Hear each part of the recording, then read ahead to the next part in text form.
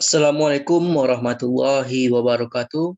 Perkenalkan, nama saya Taufik Hidayat dari Prodi D3 Manajemen Pajak, Fakultas Ekonomi Universitas Negeri Padang. Pada kesempatan kali ini, saya akan menjelaskan mengenai pemeriksaan atas transaksi istimewa.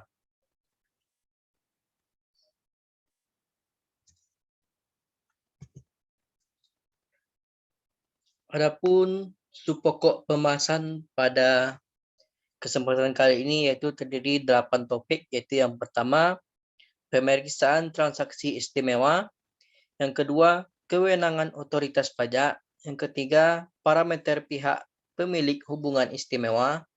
Yang keempat, metode transfer pitching. Yang kelima, tipe transaksi istimewa. Yang keenam, analisis kesebandingan dan VAR. Yang ketujuh, data pembanding. Dan yang terakhir yaitu pemeriksaan transaksi istimewa lanjutan. Kita masuk pada pokok pembahasan yang pertama, yaitu transaksi hubungan istimewa. Hubungan istimewa adalah hubungan dengan pihak-pihak yang memiliki asosiasi dengan perusahaan. Yang harus dilakukan pemeriksa pajak ketika transaksi hubungan istimewa yaitu yang pertama, pemeriksaan kewajaran transaksi afiliasi. Yang kedua yaitu pemeriksaan kelaziman transaksi afiliasi. Kewenangan otoritas dalam transaksi hubungan istimewa. Direktorat Jenderal Pajak berwenang untuk menentukan kembali besarnya penghasilan dan pengurangan serta menentukan utang sebagai modal untuk menghitung besarnya penghasilan kena pajak bagi wajib pajak yang mempunyai hubungan istimewa dengan wajib pajak lainnya sesuai dengan kewajaran dan kelaziman usaha yang tidak dipengaruhi hubungan istimewa. Adapun parameter pihak pemilik hubungan istimewa yaitu parameter pihak hubungan istimewa harus mematuhi undang-undang pajak di Indonesia, yakni berlaku untuk pajak penghasilan, PPN, dan PPNBM. Metode transfer pitching yang dilakukan atau yang digunakan yaitu yang pertama, harga pasar sebanding, yang kedua, harga jual kembali, yang keempat, harga pokok plus, yang keempat, pembagian laba, dan yang kelima yaitu laba bersih transaksi. Adapun tipe-tipe dari transaksi istimewa yaitu yang pertama, penjualan barang atau penyerahan jasa atau barang tidak berwujud. Yang kedua, pembelian barang atau pemanfaatan barang tidak berwujud. Yang ketiga, imbalan jasa. Yang keempat, penggunaan barang tidak berwujud dan imbalan royalti. Yang kelima yaitu pinjaman dan imbalan bunga. Dan yang keenam yaitu pengalihan harta. Materi selanjutnya yaitu analisis kesebandingan dan FAR.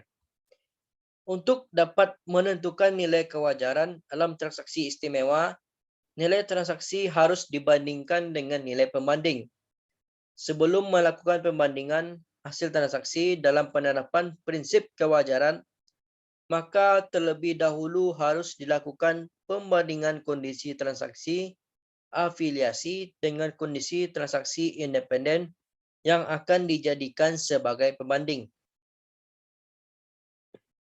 Untuk dapat disebut menerapkan prinsip kewajaran, wajib pajak harus dapat menunjukkan, yaitu yang pertama, analisis kesebandingan, yang kedua, analisis fungsi, aset dan risiko atau FAR.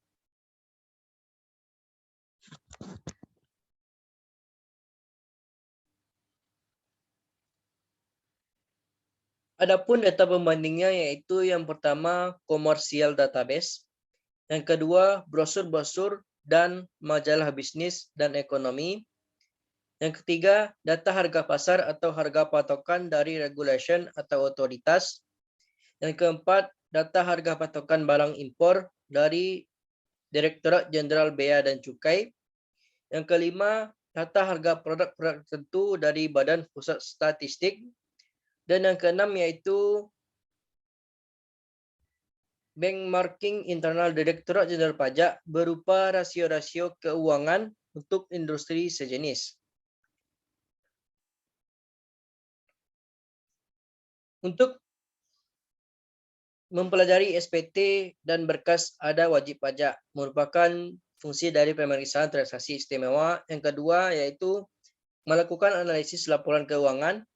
Yang ketiga, mempelajari proses bisnis wajib pajak. Yang keempat, menentukan buku, catatan, dan dokumen yang dipinjam. Yang kelima, pengujian kewajaran dan kelaziman transaksi. Baik, itulah hasil presentasi saya mengenai transaksi hubungan istimewa atau pemeriksaan atas transaksi istimewa. Saya Taufik Hidayat. Apabila ada kesalahan dalam pengucapan kata, saya mohon maaf. Saya akhiri wabillahi taufik wal hidayah. Wassalamualaikum warahmatullahi wabarakatuh.